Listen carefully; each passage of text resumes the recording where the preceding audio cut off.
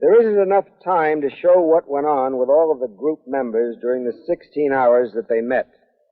So what you'll see here are just a few of the things that happened to 4 of these people, a few highlights. The question they examine is, what is it like to be oneself? What are other people like when they are themselves? All of us are pretty good at carrying the secret of our own loneliness. Now, these people will try to discover the secret of being together. If you find yourself feeling like a peeping Tom while you watch this, as though you're watching something you're not supposed to see, I want to assure you that the people not only agreed to be photographed, but are eager to share these aspects of their lives in hope you might learn more about others and thereby about yourselves. 2 psychologists from Western Behavioral Sciences Institute of La Jolla, California, are with this group. They are Carl Rogers and Richard Farson. Carl Rogers breaks the ice. Well, I'm glad we all had a chance to have dinner together because it gave us a little chance to get acquainted, at least with a few of us. But I feel as though we really are strangers to each other in spite of that. Lots of geographical distance and occupational distance and everything. And I feel like saying just 1 or 2 things to start with, from my point of view. One is that this is our group. We really can make of it anything we want to make of it. And I think that it is an opportunity to be in the group as fully as we can, maybe in some respects to try ways of being or ways of relating to each other that we may never quite have had nerve enough to try before, where in an ordinary life situation it just seems like it's too impossible. I feel a lot of anticipation about this group. I really look forward to getting to know you. And at the same time, I'm apprehensive, and I don't think it has much to do with the lights and the cameras. I think I'm always a little apprehensive in not knowing what a given group is going to be like. I don't know who we are, how we're going to get along, whether anything's going to come of this. So I feel a very double feeling. I feel excited and full of anticipation, and I feel a little on the scared side, too.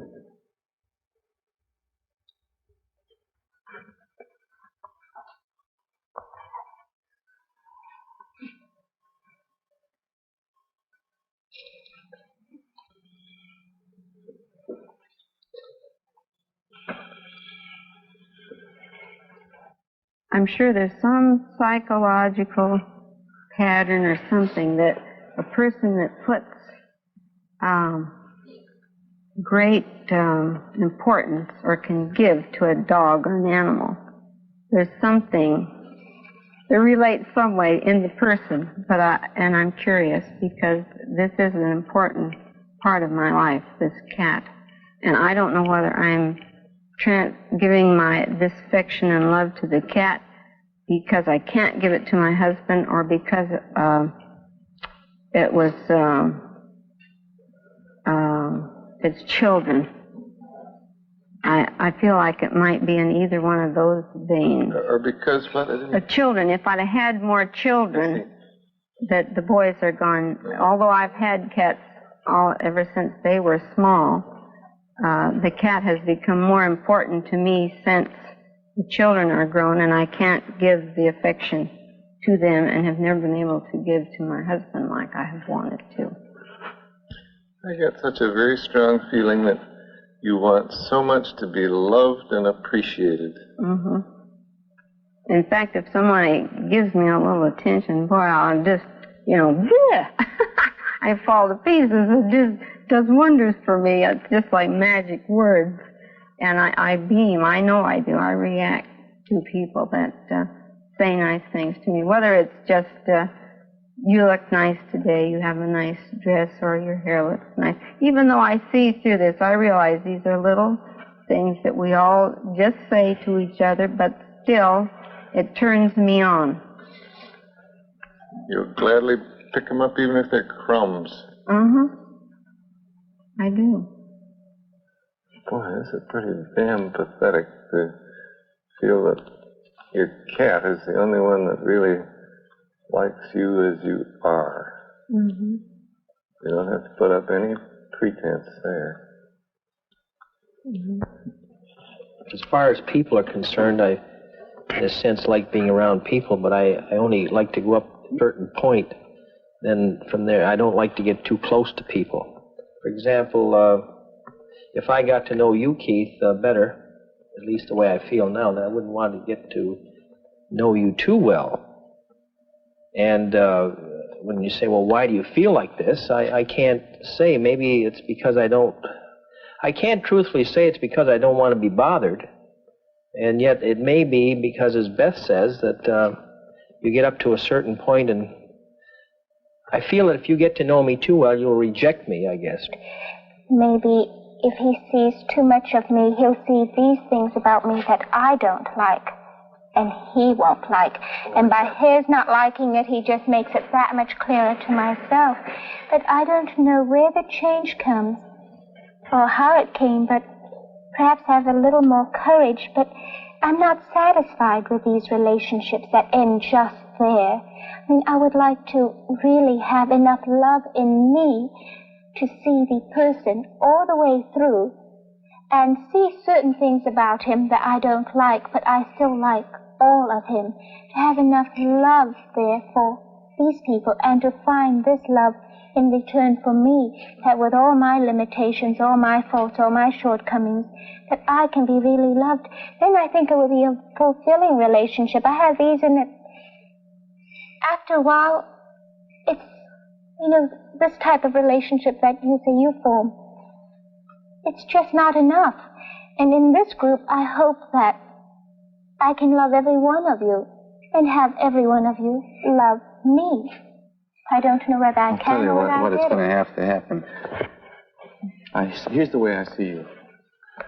I am a beautiful Eurasian girl, and when I talk, a little bell tinkles inside of me. And that's all there is just beauty and light.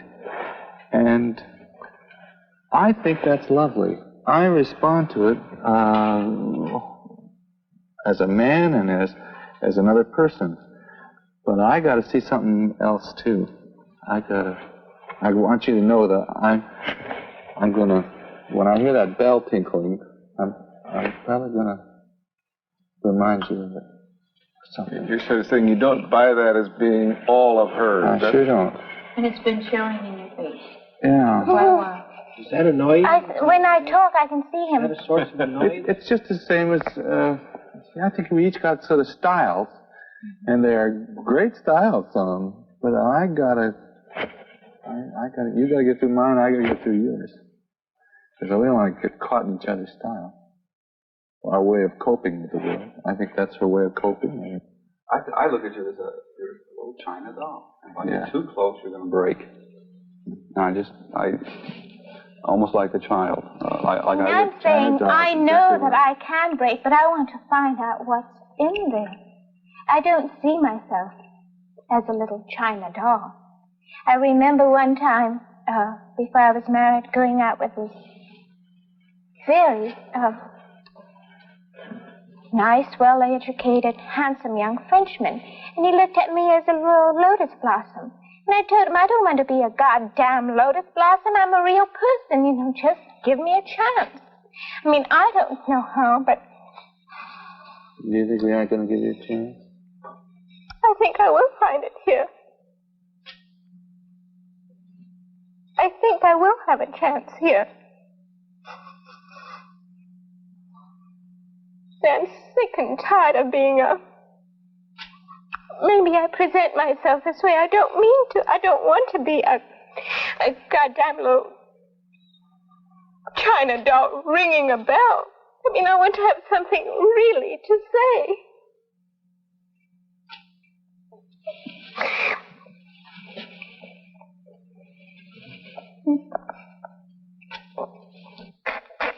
Well, I think Do you feel scolded? Excuse me. Do you feel scolded? No, I don't. I mean, how I want very much to.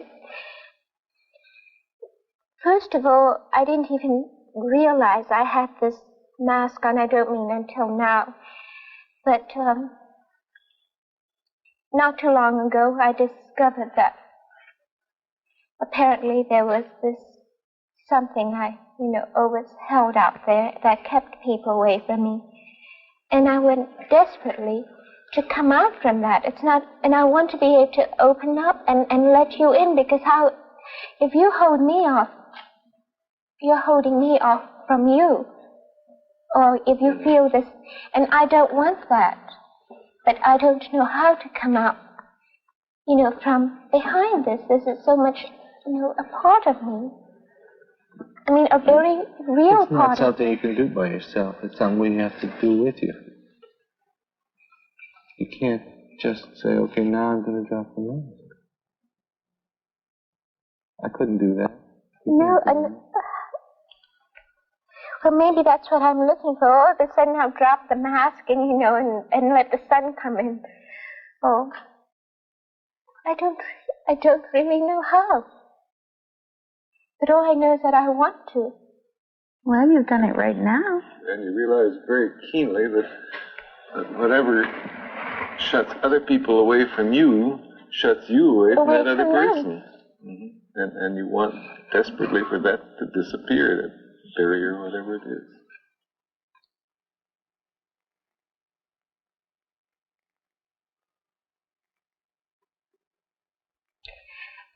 I think my husband has done a little of this for me. Most of the fellows that I've dated have, looked upon me as either a lotus blossom, and I don't know, maybe I remind people that I'm Eurasian, and I don't realize I'm doing this. But to me, I'm just me. And they treat me as if I'm not quite human. Mm-hmm.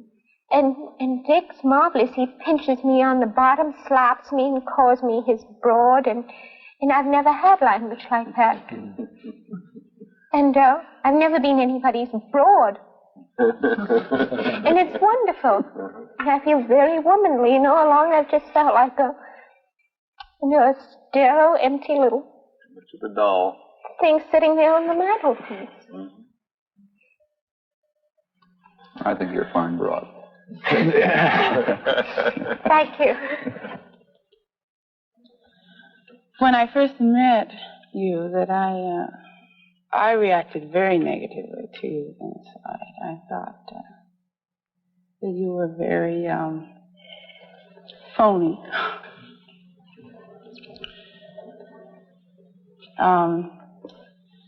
Maybe it was your voice. Maybe it was just your presentation. I don't know. I said, goodness. Goodness me, what is this? But after you began talking, and after you, I think in your eyes, I saw this. I didn't get this this mask with you. Or maybe I don't know. I just didn't feel, after you began expressing yourself, and I saw this sincerity and this depth there, I really felt very warm, very warm. And to me, the mask wasn't present at all during your reactions in the group. And I really felt that you were being more sincere than anyone here. No, I'm sorry that the term mask got used. I think I used it myself. But it isn't exactly that it's a mask and the real person is behind. It's sort of a style that's very real, and I'm sure it works for you very well. But it just isn't everything. I was thinking about the style thing. And I remember talking to a very good friend of mine, and he said, you use your finishing school attitude or style the way a well-developed woman uses her bustline. So what I feel I lack in a figure, I make up for with this style, as you said, and I think it's very true. I would love to be tall and voluptuous, and probably if I were, then I would realize it isn't important. And I think that since I've been married, it has become less important. But when I see my husband looking around at girls, and I say, boy, she's got a good figure in my own mind, then I kind of look down and I go back to my boarding school or finishing school style. So I think you're very right when you say that. There is a style. I did not consciously pick this up, but I just did. And so if you're sexier, have a little better upbringing, snobbishness. Or if you're sexier, I have a mind, This is one thing that this bit about the lotus blossom, I'd much rather have someone say, Rosalind, you're a pretty bright kid. I would really appreciate that. Because to tell me I look like a lotus blossom doesn't do me any good, because in all sincerity, there are times when I think I'm pretty. But most of the time, I'm not. I look very ugly because I'm not inside pretty. And so to tell me this, it's, just... I don't care whether anybody believes this or not, but I like you very much, like Winnie. I like you very much. And why doesn't Dick... I believe you. I can see your eyes.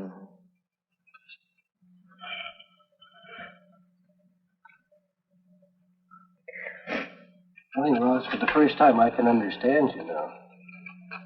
Like I understood what you were saying then, but I sort of feel that I can listen and hear what you're saying. And now I can. I thought we might go through this without getting to know each other. Like I was afraid we might. You're not afraid of that anymore? No, I think you're going to make it? I hope I'm going to make it. I hope so, too.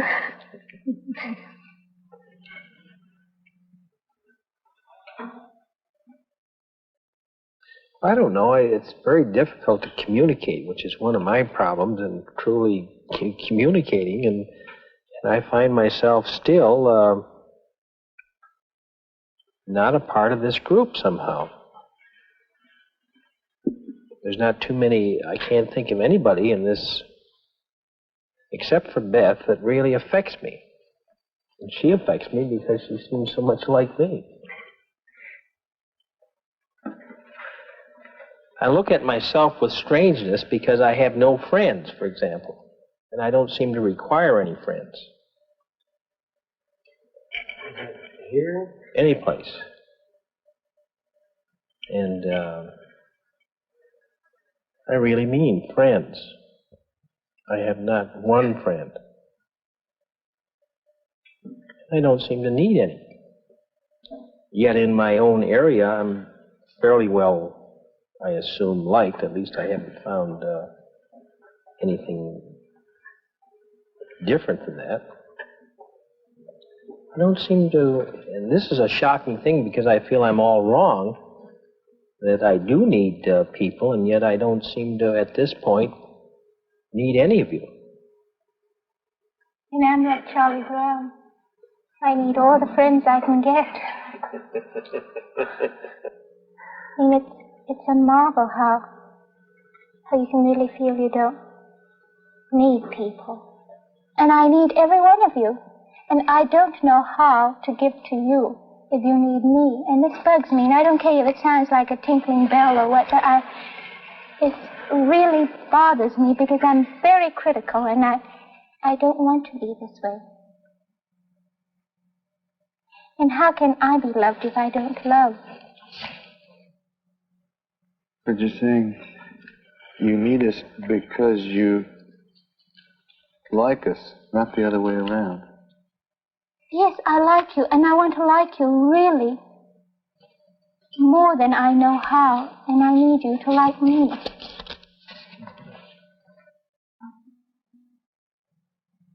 And how can you not need people?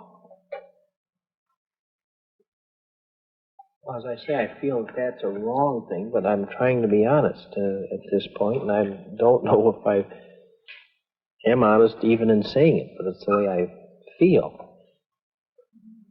Not only in this group, but in any area.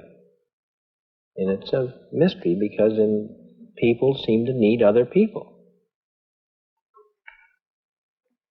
Not seem to, but they do. And yet I can't seem to realize this or really feel it, rather, is what I'm saying. And there's a slight feeling that at this session that there's something wrong with this feeling. Is there, you say you have not a single friend. Is there no one you feel close to or whom you feel you would let come close to you?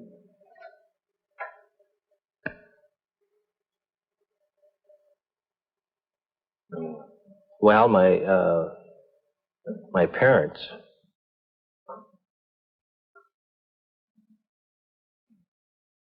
Outside of my wife, of course, but that's a different relationship.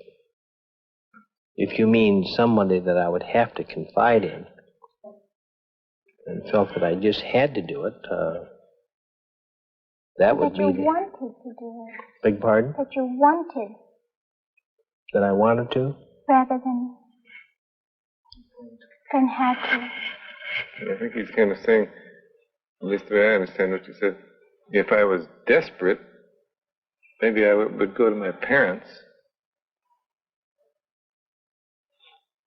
But I think Roz is saying, is there anybody you'd like to share yourself with? No.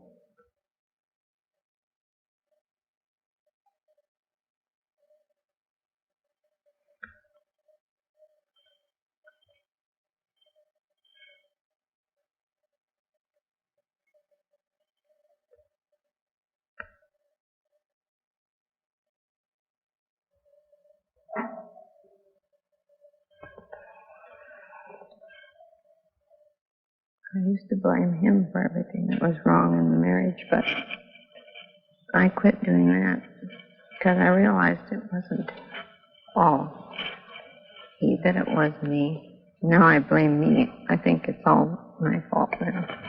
I changed the opposite side of the fence because I can't give the love and the need to give it back to him. That's why I have to give my affection to the cat. And I've told him so, and he knows it. And he still loves me anyway.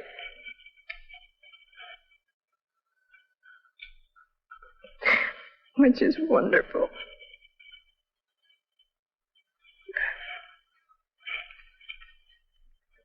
For a long time, I didn't think he did.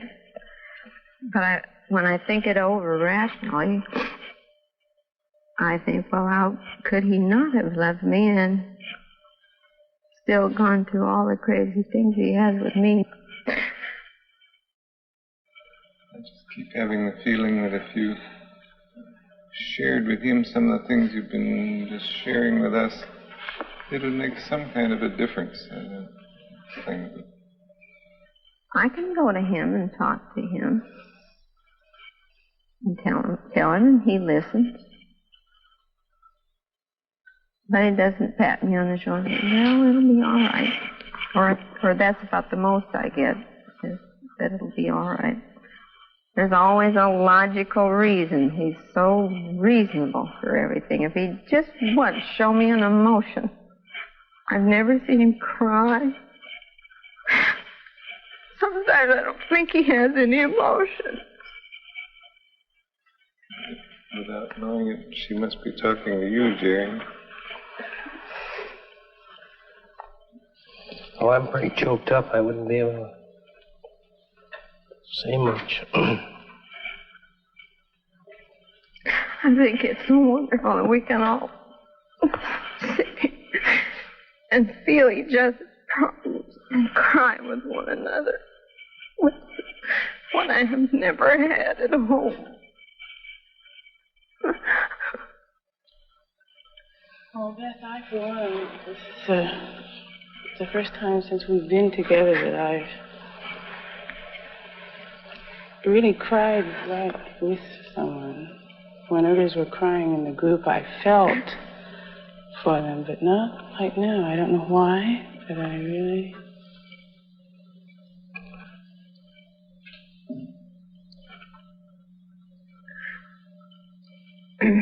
I guess that's why I feel like, well, now I don't want to go because I have the rapport of all you people, you know.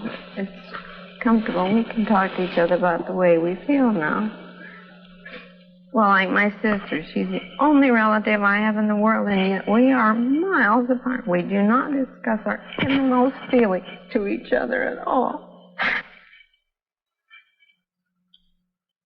And right now you've got Carlene weeping inside with you, and you've got Jerry weeping with you.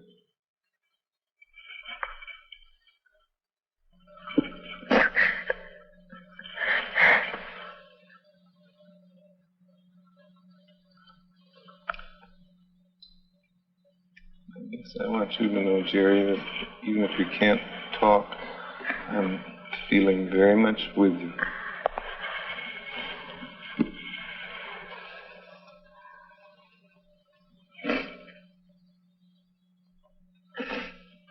That's really nice. Jerry.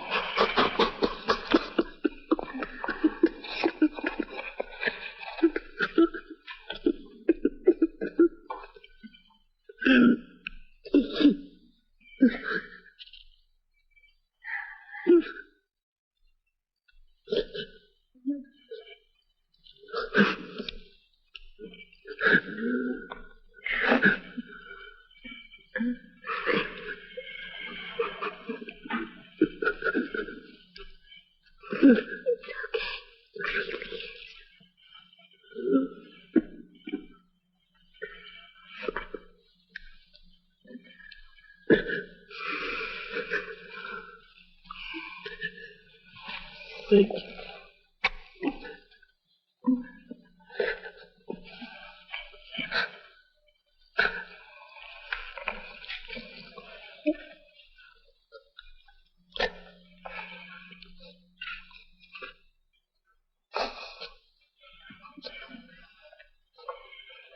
In all this long, I didn't think he really felt deeply about anything, and we accused him of that.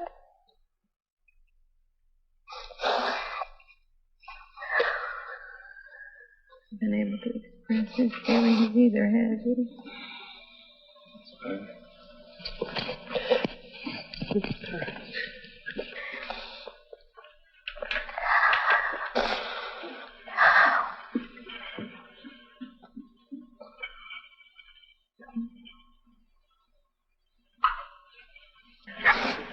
I'm collecting handkerchiefs. Keep them all for souvenirs. They'll bring you good luck. I think so. I've never been as happy as I was this morning because yesterday afternoon I thought I'd dreamed that I was loved here, and then that it wasn't true, and I told you about it. And it is true. And It's so good that it makes you weep. yes.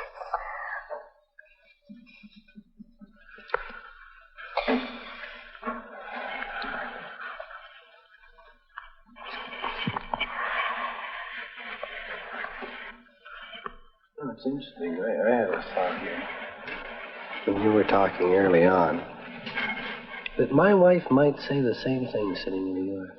Mm-hmm. I've been trying to figure out why she'd say it. You know, I'm trying to sit in your husband's shoes and say, now,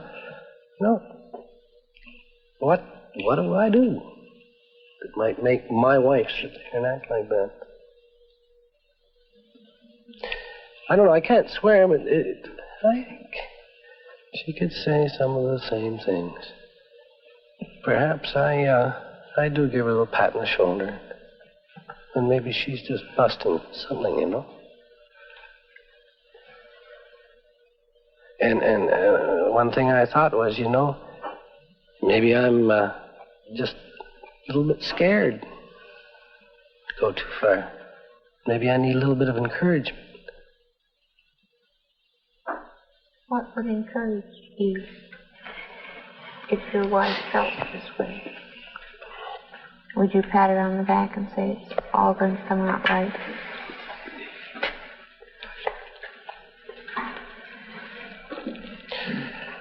I don't know.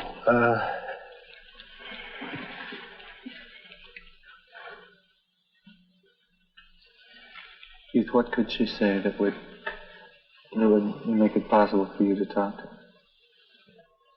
I don't know. If you had only one sentence to say to her, what would it be?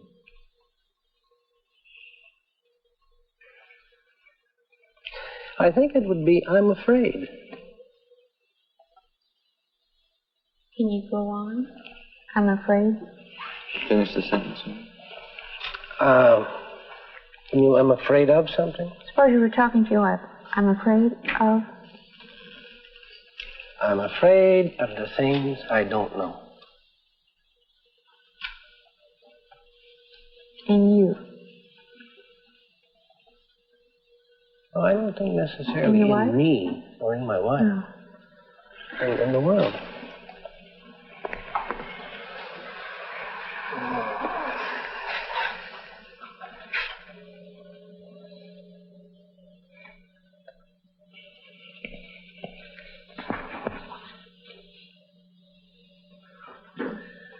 Carlin, who are those tears for?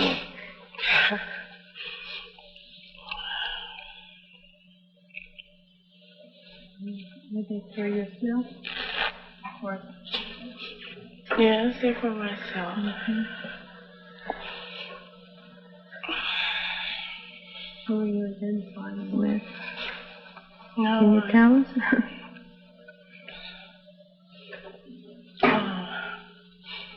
I wanted so badly to reach out to you, Jerry. I was just kind of boiling inside, and I couldn't do it. I know why. And this is what upsets me.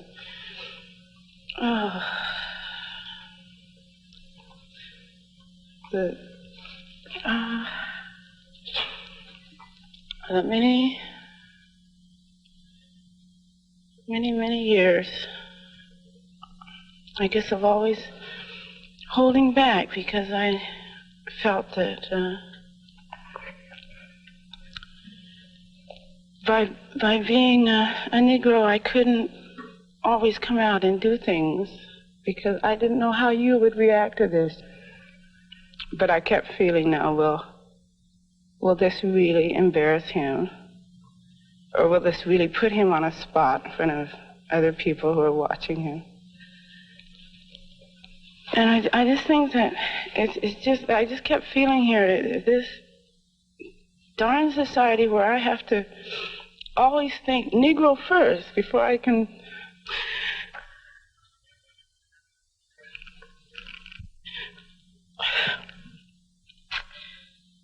And it's just such a shame. I think that I've only felt once in my life that I was a person first, and I had to go. I had to leave this country to do this.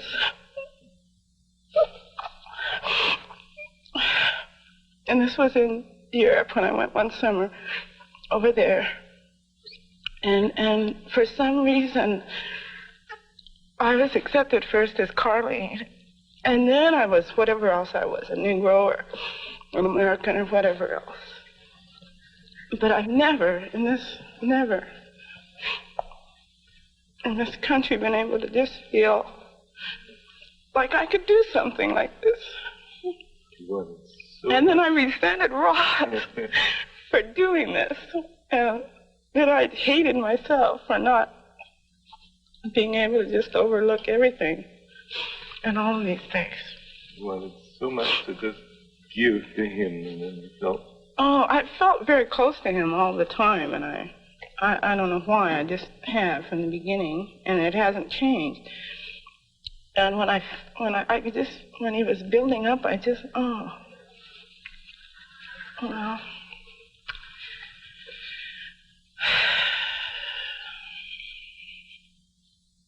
I felt very close to you, Caroline. But I just couldn't do it. And I wouldn't have done it. And I guess that's what really bothers me, that I know I wouldn't have done it. And I'm right next to him, sitting right next to him.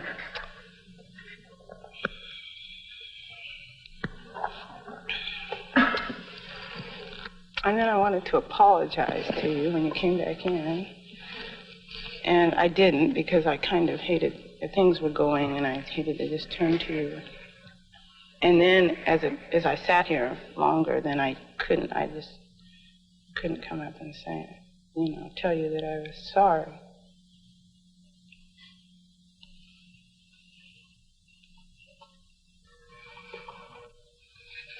Yeah, you're right. I think when you said that you can be in a group, not say anything and be there, I don't know about the group. I still disagree with that, but I don't know. I communicate with you, and I don't say much, and you don't say much, but I communicate with you. You with me. Mm-hmm. So maybe I'll learn.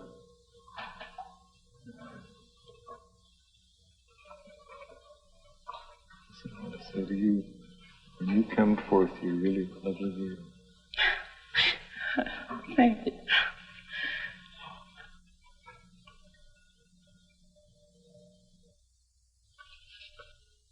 Carl, I don't mean to make your position right now more difficult for you. The way I love you is not as Carl Rogers and all your prestige, because I don't know that much about it. You have responded so warmly to me, and you have given me love. I sort of put you up here because of that. I think when I walk away from here, I know that you will be a part of me, and I'll always remember you and the experience. That was something very warm and very human on the part of both of us. I felt needed, and I felt useful and real, a lot more expressive. I was brought up in the kind of background a lot of you have been. You don't touch anybody and so forth. And I just hugged you and held you. And you loved her. You bet I did. And I loved you. And I love you, not just as a deed. So do I. Love you. A few years ago, I couldn't have said that in a group, or certainly not to a good-looking young gal. I just could not have.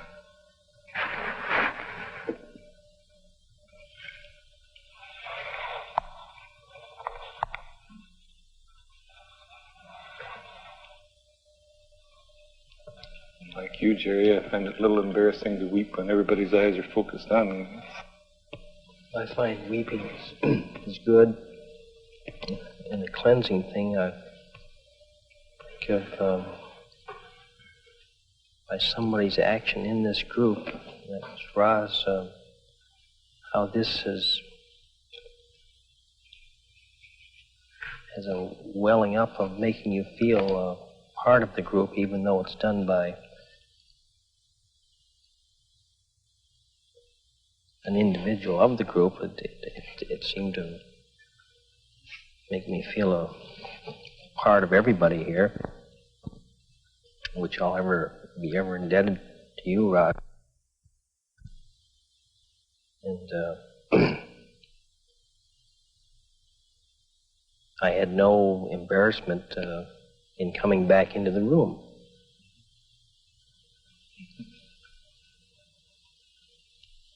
I noticed that.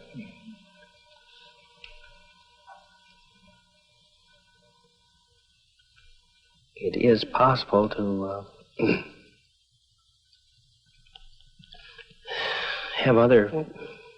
not have other people, but there are other people that can reach out if you in turn will reach out to them. I mean, it is possible for this to happen, and that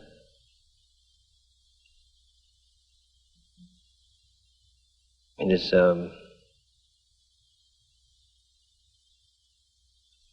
feeling of becoming closer to people, especially to individuals. It seems like what I'm saying is more from a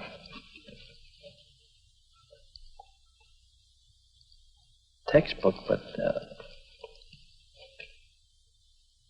I don't know why I struggle with it so much. The response from Roz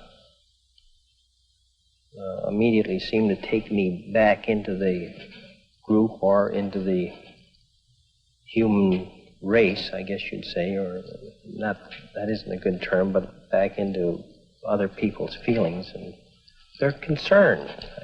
They are concerned. They can be. People can be concerned about you regardless of what type of an individual you are.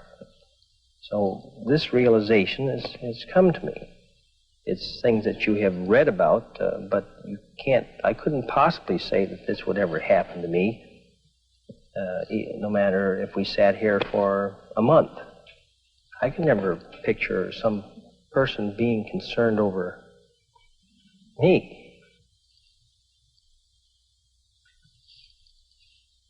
One thing that I thought about this morning that I guess I'll voice now, because it certainly fits in with what you're saying.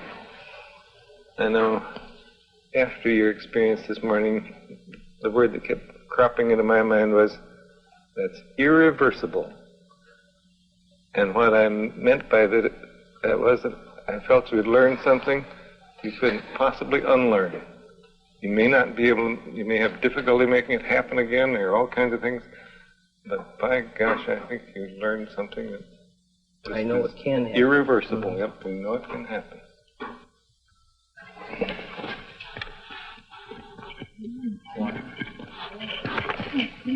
Yes. This is something.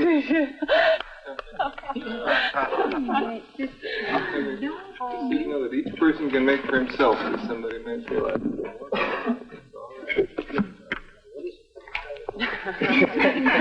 That's a good information.